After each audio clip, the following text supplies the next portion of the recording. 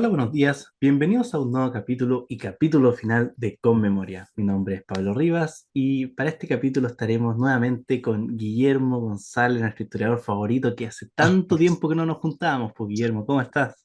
Tanto tiempo y muy bien, muy bien. Bueno, triste porque acá con memoria, pero bueno, dimos la vuelta a las efemérides, pero bueno, siempre va a haber más contenido, más temas de historia que seguir hablando, así que en ese sentido no se preocupen porque siempre van a ir apareciendo cosas, así que esperamos seguir acompañándolos de otra forma y con otro formato durante la semana. Así es, así que bueno, y atento obviamente al canal y bueno, esperemos ver a Guillermo más adelante en el canal, yo creo de manera más fija, ¿no? No estaría malo. Esperemos, esperemos. Siempre, mira, siempre cuando hay una posibilidad de hablar de historia, uno está buscando ahí qué Oye, espacio usar. Guillermo, antes de partir, obviamente mencionar con tu programa en Symposium, has estado trabajando y últimamente te he visto en Radio Agricultura también. Exacto, bueno, hace poco estuvimos hablando de historia de los jardines en Radio Agricultura. eh, Ahí también habrán más cosas, ¿no? Estaremos conversando también de historia. Es el programa Viaje en el Tiempo, así que los invito a ver los podcasts, a oír los podcasts de la radio. Y bueno, a seguirnos en nuestro podcast con un grupo de amigos historiadores que es Symposium y, y todo lo que estamos haciendo en la red cultural, ¿no? Y en charlas SPQR, o sea, tenemos hay para todos los gustos, o sea, hay historia de Inglaterra, de Roma, de los jardines, de Francia, o sea, cuánta cosa, hay temas más políticos, hay temas más culturales, literatura, así que hay para todo. Así que no hay excusas para aburrirse cuando tenga tiempo libre. Exacto, Guillermo, partamos esta semana y partemos con un hecho partamos. bastante trascendental. Vamos a hablar 30 de enero, pero del año 1649, el fallecimiento, más bien el decapitamiento de, del rey de Gran Bretaña, Carlos I.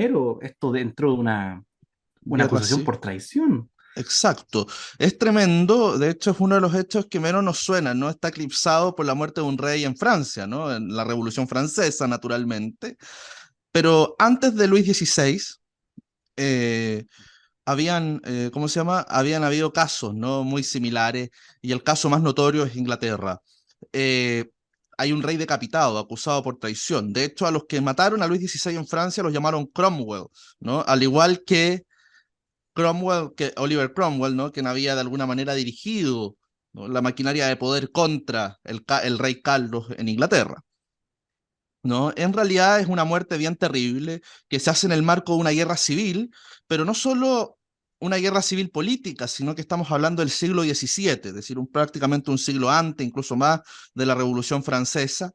Eh, y estamos hablando de un siglo donde la religión es fundamental, donde el mundo inglés se ha visto totalmente destruido y avasallado por el cisma primero, pero luego el proceso de reforma interna de la Iglesia de Inglaterra, luego la aparición de distintas sectas de naturaleza calvinista y de otro origen, aparecen otras profesiones de fe y por lo tanto la discusión es radical, o sea, esto es de vida o muerte, se está jugando la salvación de las almas de quienes están en las Islas Británicas y por lo tanto es muy duro esta guerra civil porque se hace en el clima de la persecución y la guerra religiosa. Es aquí donde aparecen, por ejemplo, los primeros perseguidos, los puritanos, ¿no?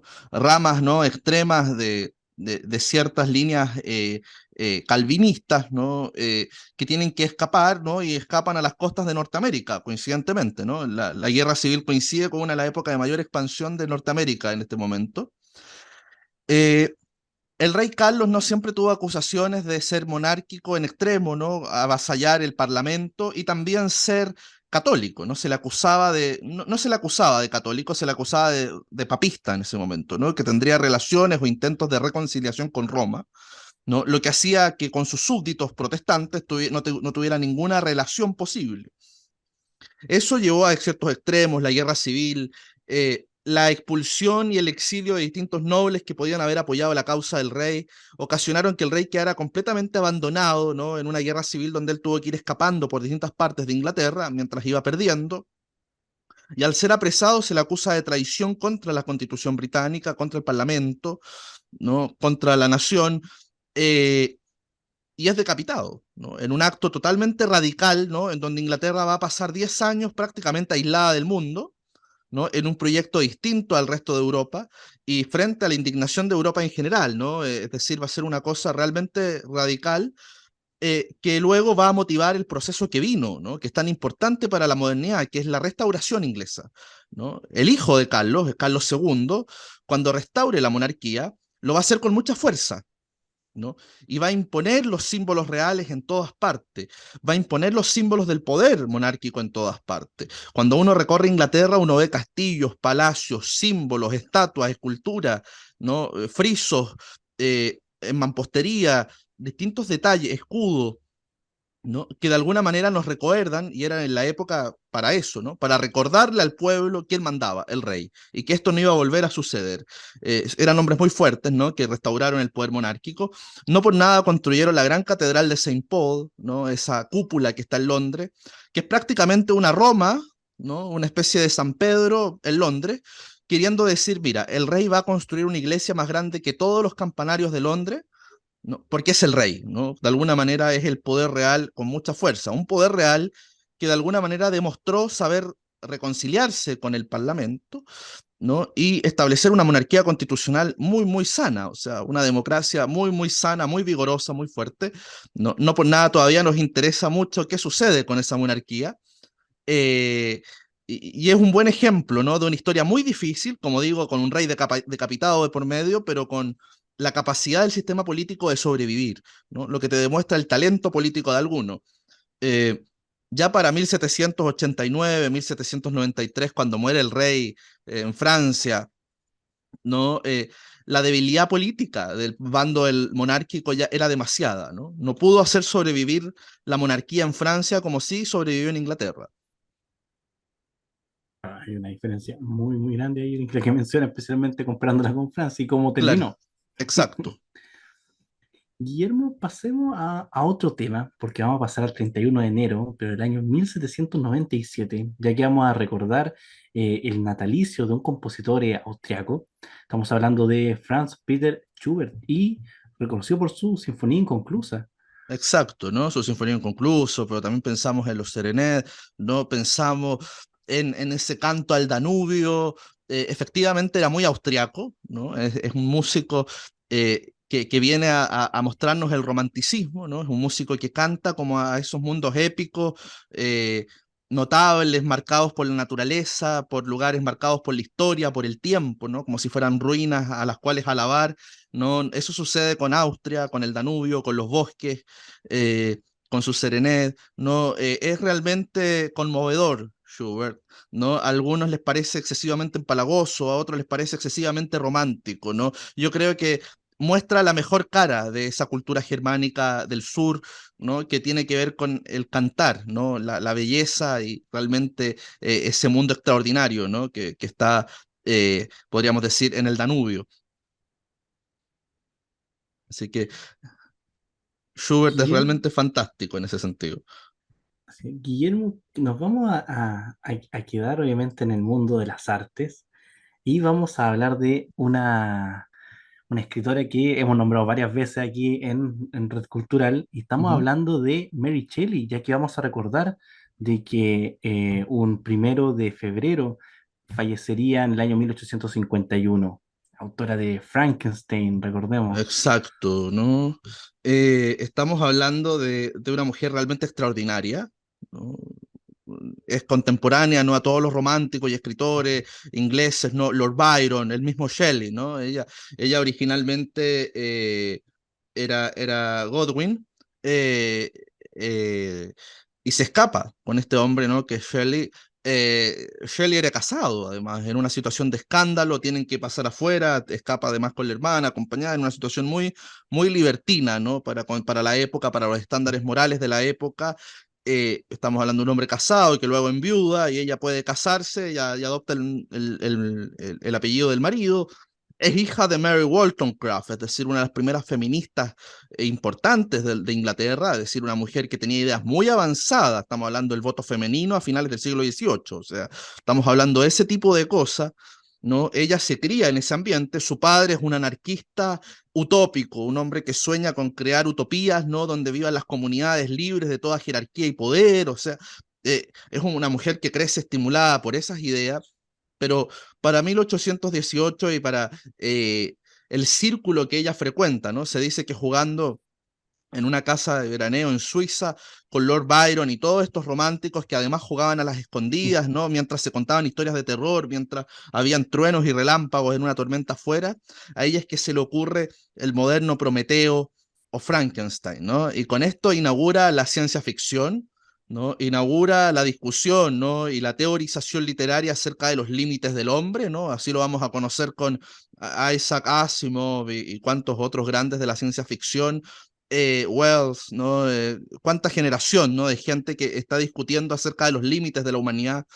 Eh, Shelley es la que lo inaugura, ¿no? Y Frankenstein realmente tiene una trascendencia única, que todavía sigue siendo un tópico que seguimos viendo en películas, en series, en cuentos, en dibujos animados, en todo está Frankenstein, ¿no? O sea, Guillermo, me parece que Red Cultural tiene material disponible sobre Mary Shelley, si no me equivoco, ¿no? exacto. Tenemos una charla, una conversación sobre Mary Shelley que vamos a compartir y además tenemos una charla, ¿no? Sobre los románticos ingleses que también va a estar completamente liberada. Nos pueden buscar en la descripción de este programa o buscarnos en el canal de Red Cultural, ¿no? En YouTube, y ahí ustedes van a encontrar todo el material.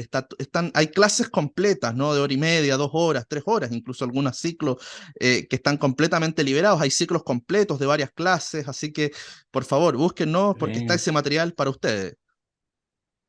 excelente, excelente. Así que obviamente, como menciona Guillermo, va a estar en la descripción de este capítulo para que puedan interiorizarse más todavía en estos autores. Así que, Guillermo, vamos a cambiar nuevamente de tópico, semana bastante variada, ya que vamos a recordar un 2 de febrero, pero del año 1907, el fallecimiento del químico e inventor ruso Dmitri Mendeleev, el padre, el creador de la tabla periódica de los elementos.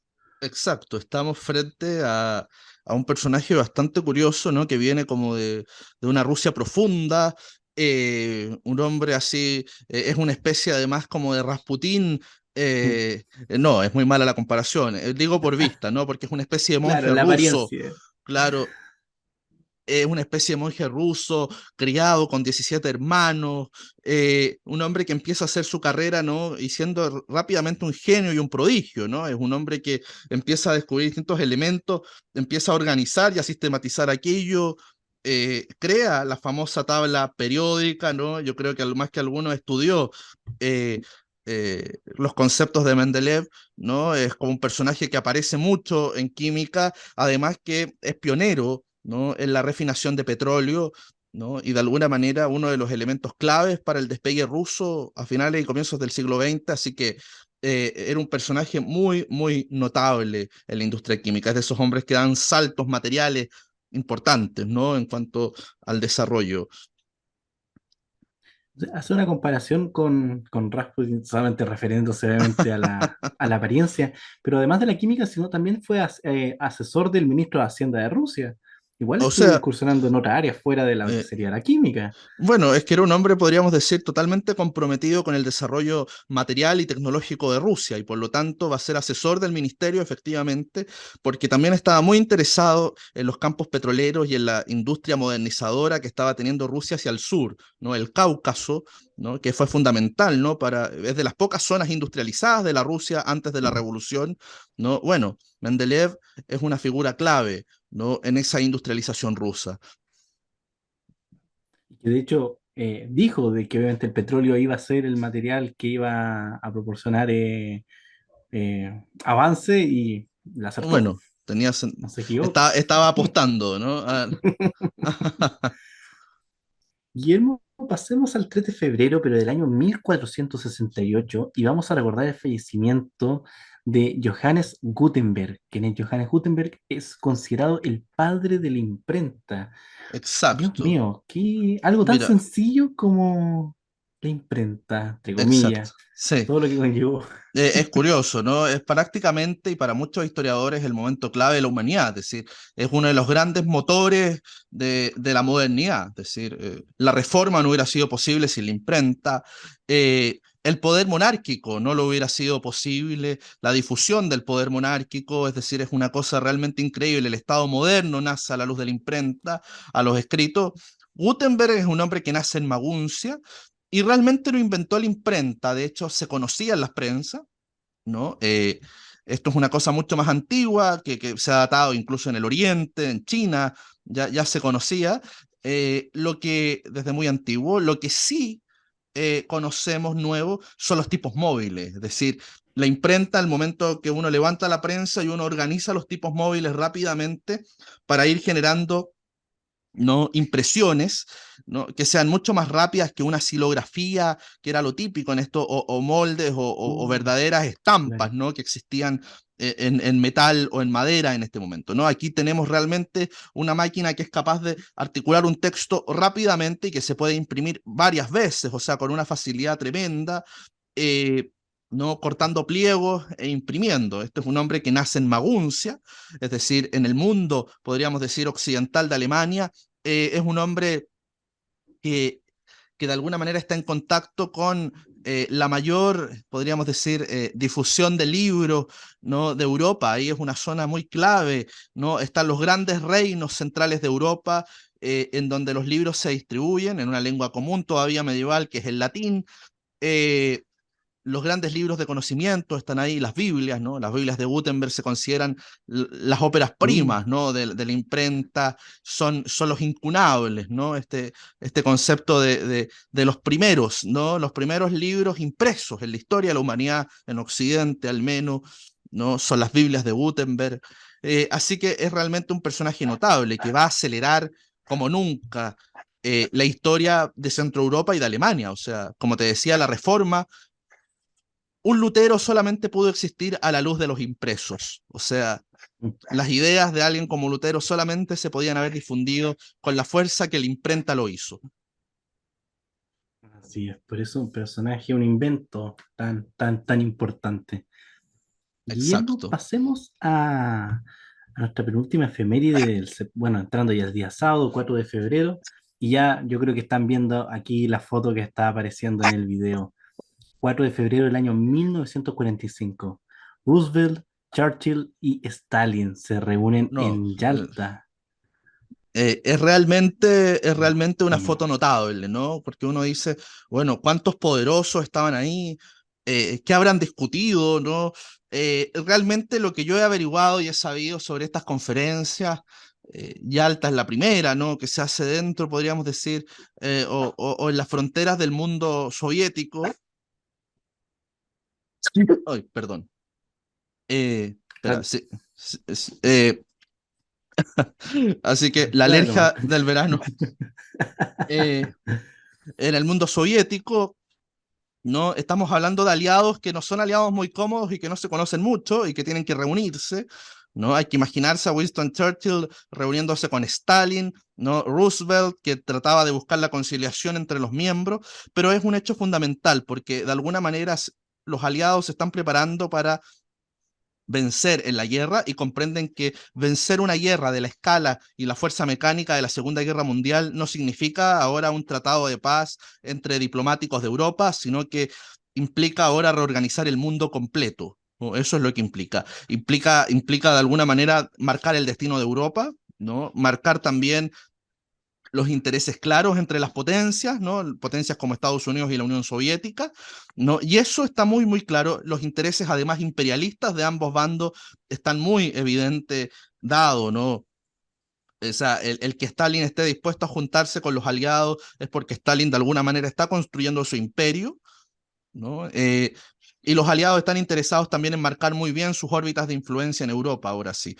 Y por lo tanto, Yalta es fundamental, porque de alguna manera todo lo que conocemos del mundo del siglo XX y todo lo que vamos a conocer hasta hoy día, ¿no? Si pensamos que la reunión fue en la zona irania, que fue en el Medio Oriente, que estuvo marcado, ¿no?, por discusiones sobre los equilibrios geopolíticos de ese momento y sobre lo que venía después de la guerra. O sea, nosotros todavía seguimos siendo parte de esa consecuencia, de las consecuencias de las decisiones que se tomaron en esa conferencia.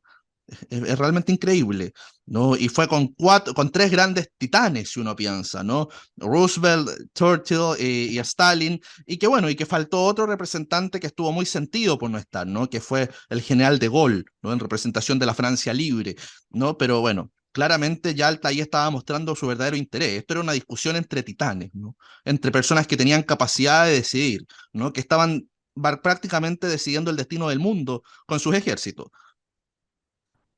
Recordemos, claro, que había que dividirse qué hacían con los pueblos, los territorios liberados, qué iba a pasar con Claro. Polonia. El tema de la cortina de hierro prácticamente partiría de aquí, la Exacto. Guerra Fría. Exacto. O sea, el mundo que como lo conocimos desde la Segunda Guerra Mundial hasta hoy día está ahí definido. O sea, el equilibrio geopolítico. ¿Cuál es hoy día? ¿Por qué Rusia, por ejemplo, tiene un interés tan grande por el Medio Oriente? Porque tiene reclamaciones que son desde esta época, ¿no? Porque la partición de distintos estados, porque los protectorados que nacen de la Segunda Guerra Mundial, bueno, se marcó en esta época. Recién hablábamos del petróleo y Mendeleev y los rusos. Bueno, aquí también empiezan intereses tempranos con el petróleo. No por nada tenemos hoy día los rusos en Siria. Eh, de alguna manera estamos en discusiones que son muy vigentes, porque aquí se trazó el mundo tal cual lo conocieron la generación de nuestros abuelos, nuestros padres y nosotros. Así es. Así es, Guillermo. Bueno, para terminar este capítulo, día Ujú. domingo, vamos a recordar un 5 de febrero, pero del año 1723, el nacimiento de John Witherspoon, creo que lo pronuncié bien, Sí. escocés-americano, presidente del College de New Jersey, uno de los firmantes de la Acta de Independencia Americana. No tenía idea. Mira, y además, bueno, teólogo norteamericano, es parte de esa historia fantástica, ¿no? Del despertar, ¿no? Este sería parte de un primer gran despertar, ¿no? Luego va a haber un segundo en Estados Unidos, ¿no? Porque una tierra tan libre va a ser fructífera para la libertad religiosa, ¿no? Y Estados Unidos nace, ¿no? Las 13 colonias nacen a la luz de la libertad religiosa, ¿no? De alguna manera son fundaciones independientes, pensando siempre, ¿no?, en la libertad de quienes estaban llegando como colonos porque querían ser libres, ¿no?, en su fe, ¿no? Es realmente increíble, ¿no? Va a ser el delegado por Nueva Jersey para las 13 colonias, ¿no? Va a ser un hombre que de alguna manera va a tener eh, o que va a unir, ¿no? Los elementos claves de la iglesia, ¿no? Podríamos decir, o de lo que sería posiblemente la tradición presbiteriana norteamericana, Claro. ¿no? Con la independencia. De alguna manera, la independencia está muy marcada por esa tradición, está muy marcada por los ideales de libertad religiosa que busca el pueblo presbiteriano, que busca los fieles presbiterianos, eh, y sobre todo, no unido, podríamos decir, a un cierto presbiterianismo muy propio de la costa este norteamericana, no, no por nada era de Nueva Jersey, ¿no?, y pertenecía a un college, ¿no?, que son los orígenes a las fundaciones de las grandes universidades de la costa este, ¿no? Y de alguna manera marcando, ¿no? Marcando el tono, ¿no? El tono profundamente libertario, ¿no?, pero también podríamos decir en algún sentido conservador de la Revolución Norteamericana. ¿En qué sentido conservador? En que protege la libertad de sus miembros, ¿no? En que de alguna manera les permite ser y hacer, ¿no?, en el sentido de la libertad negativa, ¿no? Los somete a una coacción espiritual, ¿no? Y eso es muy novedoso, eso es único en la historia, que una constitución, que un régimen político vaya a protegerte a ti para que tú creas, hagas y vivas como quieras. Eso no existía, ¿no? Más bien las constituciones o los regímenes políticos para esta época se piensan como elementos de coacción para que tú hagas lo que el soberano quiera, ¿no? Aquí es al revés. Y eso solo se podía impulsar desde el punto de vista religioso, porque los ciudadanos tenían que entender que se estaban jugando sus últimas consecuencias con estas medidas políticas, ¿no? Ese es el caso de personas como Witherspoon, ¿no? Y como los grandes representantes, podríamos decir, de el evangelio, el cristianismo y la reforma religiosa al interior de los Estados Unidos. Es una cosa realmente increíble, es una historia muy, muy notable de libertad.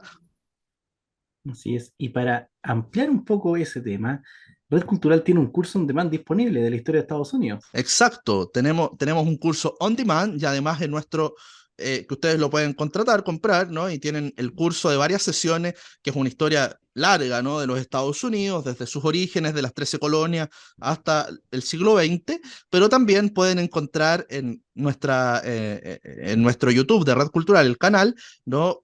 Un video que vamos a compartir que es sobre los padres fundadores, los founding fathers, ¿no? Y aquí Excelente. de alguna manera vamos a hacer un recorrido por todo el variopinto grupo, ¿no? Que va a componer la primera representación de las colonias, ¿no? Y luego los distintos congresos y levantamientos, ¿no? Contra la monarquía hasta desembocar, ¿no? En lo que fue la revolución, la guerra, ¿no? De independencia.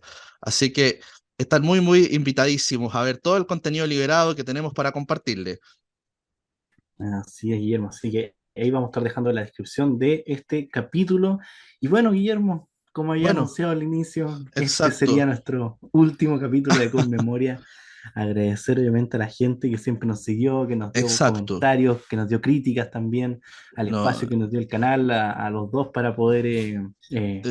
expandir los temas de red cultural y obviamente también hacer algo entretenido y Sí. permitirme a mí también tener una rutina de No, poder estar estamos haciendo algo muy, fuera del muy trabajo. agradecidos, ¿no? En el plano personal y también público, en el sentido de que es muy grato saber que la gente está tan interesada por la historia, por estos temas, que quiere conversar y discutir de historia, ¿no? Que esto es un tema que nos pertenece, es decir, que de alguna manera tenemos todos algo que decir al respecto. Todos tenemos recuerdos, memoria, tenemos historias personales y tenemos historias políticas y colectivas conjuntas. Entonces, es muy entretenido ver que la gente está dispuesta a conversar de historia y bueno, no por nada no estamos siempre pensando que, bueno, todo tenía que llegar a su fin, pero estamos siempre pensando en qué puede venir para seguir conversando de historia. Instancias van a haber, desde ya está la red cultural que los invito a visitarnos, Así ¿no? es. Visitar el canal y bueno, también agradecer nuevamente al canal por el espacio, porque siempre se agradece un espacio para la cultura y para conversar estos temas.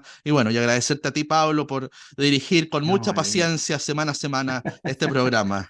Así que, no, de qué. Ha sido realmente un gusto, Guillermo. Así que, Guillermo, nos estamos viendo quizás más adelante. Un saludo exacto. enorme a la gente, igual un abrazo enorme. Así que, bueno, muchísimas, muchísimas gracias. Y esto fue Con Memoria. Hasta Adiós. pronto. Adiós.